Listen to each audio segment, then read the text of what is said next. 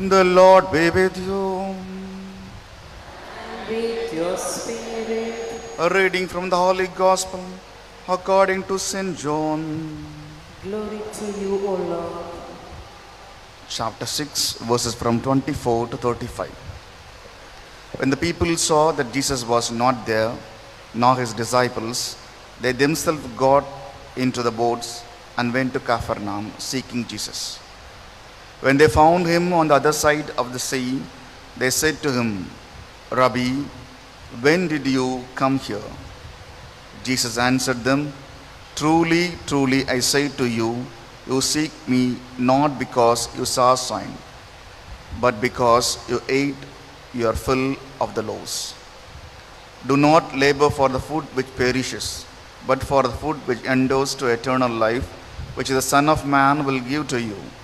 For on him as God the Father sent his seed.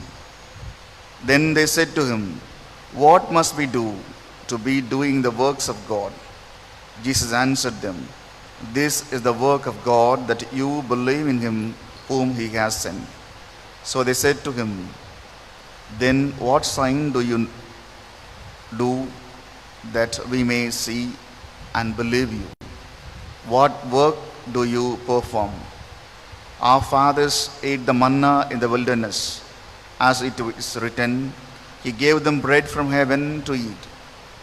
Jesus then said to them, Truly, truly, I say to you, it was not Moses who gave you the bread from heaven.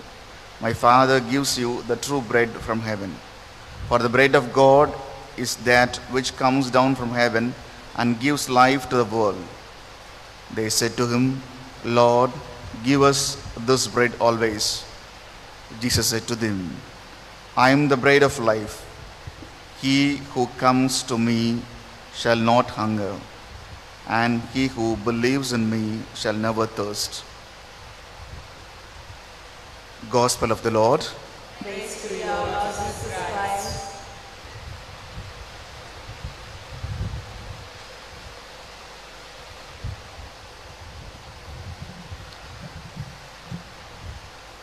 Put off the old nature, eat me, and put on the new nature. My dear brothers and sisters, teachers and students of St. Anne, St. Anthony schools, as you have made pilgrimage to this basilica, this is what Jesus wants you and all the pilgrims and me from today. The human nature is always towards erring. But as Christians, the followers of Jesus Christ, as Catholics who believe in the real presence of Jesus in the Eucharist, we should always try to put on the new nature, the nature of Jesus. Today he is inviting each one of us to eat him, the bread of life that came down from heaven, the life of eternity, not merely our life on the earth, but the bread that gives us courage, strength, orientation, new way to reach the eternal life. Is it true that the Eucharist has got energy to reach the eternal life? If we want to count on the energy, we need to look into how Jesus oriented the people during his ministry time. The 3 years he was among the people. In 4 levels we can understand that Jesus was guiding them towards the life eternal as well as towards a great, healthy, holy life on earth. The first one, how did Jesus approach the sinners? The sinners were considered to be dead to moral life. But the interaction with Jesus gave them something new, a new life, made them holy in order to reach the eternal life. Take, for example, the woman caught in adultery. According to the law of Moses, she is already dead, and the man who committed adultery with her also is dead. Cast them out of the village, stone them to death. But what was the approach of Jesus? Did he ask the men who brought her, give me also a stone that I may fulfill the law of Moses? No. He guides her as well as the men. Are you also not sinners? You want to terminate her life on earth. But I am concerned with regard to your life in heaven. The one who does not sin, stone her first. All men return, putting the stone down. They thought about their eternal life. We are also sinners. We need to correct ourselves. We need conversion. Let us go towards the eternal life. Let us not worry about the worldly law of Moses to stone her to death. The first conversion was there with the men. And then Jesus turns to the woman and tells, neither I condemn you. Go and sin no more. And she has got a new lease of life, terminating her sinful life in order to start a new journey towards the holy life, that she also, who was a sinner here, they also, who were sinners here, finally reach the eternal kingdom. My dear brothers and sisters, when we come across some sinners, some criminals, what is our attitude? Are we able to guide them that they may be getting conversion, that they also reach the eternal life? Or do we character assassinate them and condemn them here on earth? The one who is consuming Eucharist, the real presence of Jesus Christ, should never condemn anybody and should have a positive outreach to the person who has committed some mistake, who had committed sin. My dear teachers, the students in the school in your classroom will be naughty. If they are not naughty, you need to question why at this age they are naughty, not naughty. How you are going to approach? In a punitive way to punish them, or in a corrective way to correct them and bring to the normal life, a Christian way of life, a moral life, a good life, an ethical life? Our correction, our punishment should be always corrective and never punitive for the sake of punishment. Put them on the track of a worthy life as a human being, as a Christian, as a Catholic, as the children of Our Lady. The second, Jesus' approach towards the social outcast. The Samaritans, the Jewish people did not accept. The tax collectors, the Jewish people did not have anything to do with. They were considered to be dead to social life. You cannot equate yourself with us, the Jewish people. You are away. We do not come on your way. You don't come on our way. You are outcasts. What was Jesus' approach? Did he cast them away? Never. He embraced them. Matthew was included as one of the apostles, a tax collector. To the house of Zacchaeus, Jesus did not have any hesitation to go interact with his family members and have the dinner. He did not make any distinction on anything among the people. And the Samaritan woman who came to the well to fetch water, did Jesus stand away from her? Never. Interacted.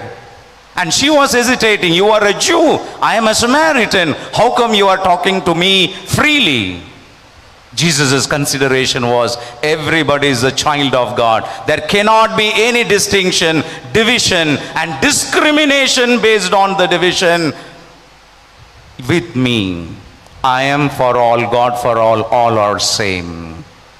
My dear brothers and sisters, what about the social discrimination among us? We Catholics who eat Eucharist, who eat the real presence of Jesus Christ, are we not discriminating others based on wealth, based on ethnicity, based on caste and based on anything else, you do not belong to us. We are totally separate from you.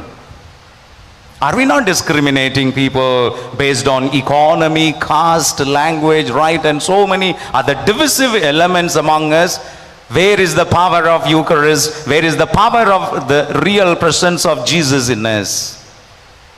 Jesus invites, if you are eating Eucharist, if you are claiming Mary to be your mother, you cannot have any division among you. You cannot discriminate anybody among you, among men and women. If you are discriminating based on any divisive element, you are not believing in me. You are not the child of Mary. A very strong message from the Eucharistic Lord. Will we be able to accept everybody? In the third level, Jesus approached the sick people, elderly people. They are also worthy of a decent life. The lepers at the time of Jesus were dead to their family life. They cannot enter their house. They cannot take their children and, play with them. They cannot touch any utensils in their house. Whatever they touch, whomever they touch, that become ritually impure. They were cast outside the village. They had a separate colony. What was Jesus' attitude? Did he keep himself away from the lepers? Never. He healed them. And according to the Gospel of Matthew, he touched the leper and then healed him. He did not discriminate. You are also worthy of a decent life, though you have got some sickness. The aged mother-in-law of Peter, he went into the room, healed her, come back to the life. Come back, be with us, enjoy the company of other people. What about our approach towards the sickly, ailing parents, in-laws, relatives, and friends? Do we consider them because of their sickness, because of their old age, as a burden for us today? Or do we consider they need a decent life? Let me contribute to them some lovely words, little concern for them, that they will be satisfied that I am taken care by my children, by my in-laws, by my grandchildren. I am very decent in this house. I am not neglected. Will we be able to give this satisfaction to our elderly people and terminally ill people because we are eating the real presence of God? We are eating the Eucharist. Will we be able to do?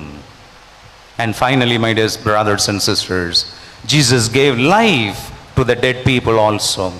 Raised Lazarus from the tomb. Stopped the bier of the dead son of the widow. Raised him. Daughter of Jairus, raised her. What is our attitude towards others? Life in another person. What is our attitude? How many murders are happening in our society? How many attack on the life? And how many abortions are taking place? The wombs are becoming tombs in the modern age. Jesus raised the dead person from the tomb, but there are women and men who kill life in the womb itself and turning their life-giving, life-sustaining womb into the tomb. Can Catholics do that? Those who eat, consume the real presence of Jesus, who is the bread of life, the Eucharist, do this. Are we not killing the name of others? Casting slur, casting allegations, and telling about a person to put him or her down with false allegations, anonymous letters. Can a Catholic do that? Character assassination. We may not kill a person, but we are killing the good character of others. Can a Catholic who consumes Eucharist, can somebody who consider himself or herself to be the son or daughter of Mary assassinate the character of others? Tale-bearing can we do? My dear teachers, teach the students. You are their second parents. Your classroom is just like womb. You would never wish The fetus in your womb grow ill, is not born with deformity. Consider the classroom as your womb. All the children, all the students in your classroom are your fetuses. None of them should be malnourished. None of them should lack proper knowledge. None of them should lack anything they need for their future life. If each teacher is considering the classroom as womb in which these students are growing towards maturity, surely the future generation will be great. My dear students, may Mary bless you with good wisdom and knowledge. May Our Lady of Snows give you guidance, strength to live good and to have a bright future. Make use of the time to learn. Make use of the occasions to learn good character, the virtues. Be obedient to your parents and teachers. Respect them first of all. Your parents and teachers are doing lot of sacrifices. Will you be able to respect them because they have sacrificed a lot in order to make you grow well without any difficulty in your childhood and youthfulness? Pray for your parents in this Eucharist, that the Lord may bless your parents with good health and enough money to make you grow into a wonderful woman, wonderful man later on, with good characters, with Christian characters. Pray for your teachers. They are educating you. They are correcting you that you should not become a bad person to be hated by the society, but you should become a virtuous person that the society will celebrate each one of you. அன்புமிக்க சகோதர சகோதரிகளே, நற்கருணை வாழ்வு தரும் உணவு. நற்கருணையை உட்கொள்ளக்கூடியவர்கள் வாழ்விற்கு எதிரான எதையும் செய்யக்கூடாது. குற்றம் செய்தவர்கள், பாவம் செய்தவர்களை கூட அரவணைத்து ஏற்றுக்கொண்டு அவர்களுக்கு வழிகாட்டக்கூடியவர்களாக நாம் இருக்க வேண்டும். இந்த சமுதாயத்தில் புறக்கணிக்கப்படக்கூடியவர்கள், குறிப்பாக பணத்தின் அடிப்படையில், ஜாதியின் அடிப்படையில், மொழியின் அடிப்படையில், இனத்தின் அடிப்படையில் கத்தோலிக்க கிறிஸ்தவர்கள், ஏன் எல்லா மக்களுமே புறக்கணிக்க கூடாது, தாழ்வாக கருதக்கூடாது. ஏனென்றால் இயேசு கிறிஸ்தவர்கள் அனைவரையும் அரவணைத்து வந்தார். யூதர்கள் ஒதுக்கி வைத்திருந்த மத்தேயுவை தன் அருகில் வைத்து 3 ஆண்டுகள் தன்னோடு வாழ வைத்தார், தன் அப்போஸ்தலராக அனுப்பி வைத்தார். நம்மிடம் அது இருக்கக்கூடாது. ஜாதிய வேற்றுமை, பொருளாதார வேற்றுமை, மொழி வேற்றுமை, இன வேற்றுமை, எத்தகைய வேற்றுமையும் இயேசுவின் சகோதர சகோதரிகளுக்கும் பனிமயம் அன்னையின் குழந்தைகளுக்கும் இருக்கக்கூடாது. நற்கருணையையே வாங்கி கொண்டு பிரிவினையை நாம் ஏற்படுத்தி கொண்டிருக்கின்றோமா? நம்மிடம் இருக்கக்கூடிய வயது முதிர்ந்தவர்கள், நோயாளிகள், அவர்களுக்கு ஊக்கமூட்டக்கூடிய வார்த்தைகள், ஆதரவு கொடுக்கக்கூடிய உடனிருப்பு நிச்சயமாக அவர்களுக்கு கொடுத்து வாழ தகுதியுள்ளவர்களாக அவர்களை மாற்றி காட்ட வேண்டும். அதே போன்று யாருடைய பெயரையும் கெடுக்காமல், பெயர் கொலை செய்யாமல், கருச்சிதைவுகள் செய்யாமல், நற்கருணையை உட்கொள்ளக்கூடியவர்களுக்குரிய அழகோடு பண்போடு நாம் வாழ வேண்டும். இதுதான் இன்று இயேசு நம்மிடமிருந்து எதிர்பார்க்கக்கூடிய மிக முக்கியமான பண்புகள். இயேசு கிறிஸ்து என்னும் வாழ்வு தரும் அப்பத்தை பெற்றெடுத்து உருவாக்கி வளர்த்த அன்னை மரியாவை நாம் கொண்டாடுகின்றோம். அந்த அன்னை மரியாவின் உண்மையான குழந்தைகளாக நாம் வாழ வேண்டுமென்றால் நற்கருணை நமக்கு சுட்டி காட்டக்கூடிய நற்பண்புகளை நம்முடைய வாழ்க்கையில் மேலெடுத்து வாழ்ந்து காட்ட வேண்டும். அதுவே நம்முடைய பனிமய அன்னைக்கு நாம் தெரிவிக்கக்கூடிய மிகப்பெரிய போற்றுதலாக இருக்கும், நன்றியாக இருக்கும். Confident that we can live after the manner of Eucharist, let us stand and profess our faith.